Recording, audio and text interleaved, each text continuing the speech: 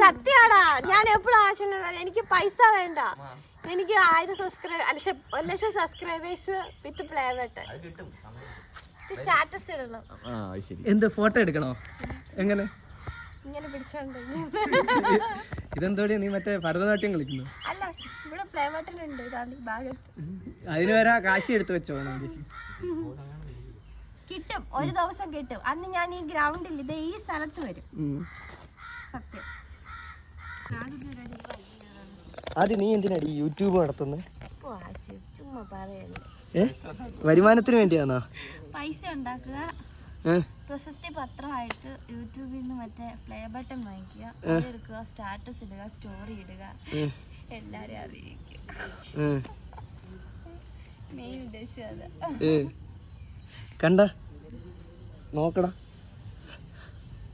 Play ബട്ടണിന് വേണ്ടി wait ചെയ്യുന്ന YouTuber. 30,000 subscribers ആയി. എത്ര? 30 സബ്സ്ക്രൈബേഴ്സ് ആയ നീയാണോ പ്ലേ ബട്ടണിന് വേണ്ടി നടക്കുന്നത്? 30 ആണോ? അതാ, പിള്ളേരെന്തേലും ആഗ്രഹം പറഞ്ഞു കഴിഞ്ഞാൽ നേടിക്കൊടുക്കണം. അതാ, കൊടുക്ക്. സന്തോഷമായി സ്വീകരിക്കുക ഫ്രം യൂട്യൂബ് പ്ലേ ബട്ടൺ.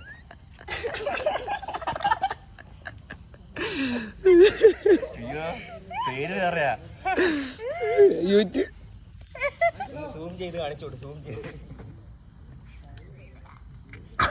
യൂട്യൂബിന്റെ പേര് പറയാ. ചെലവുണ്ടായിരിക്കുന്നതാണ്.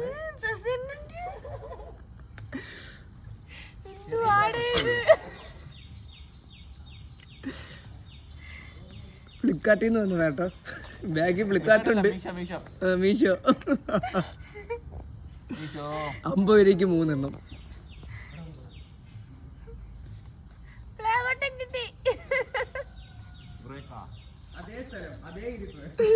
അതേ ഡ്രസ്. എന്ത് ചെയ്യാ? യൂട്യൂബിൽ അല്ല, മീഷോ. ഇതിപ്പോ കിട്ടിയല്ലേ, ഇനി വീട്ടിൽ കൊണ്ട് വെക്കാല്ലോ. നമുക്ക് എന്ത് എഴുതി ചേർക്കാം? പേനക്കകത്ത് എഴുതി ചേർത്താൽ മതി. ഒറിജിനൽ യൂട്യൂബിന് എംബ്ലം ഉണ്ടല്ലോ. നോക്കിയേ, ബട്ടൺ നോക്കിയേ.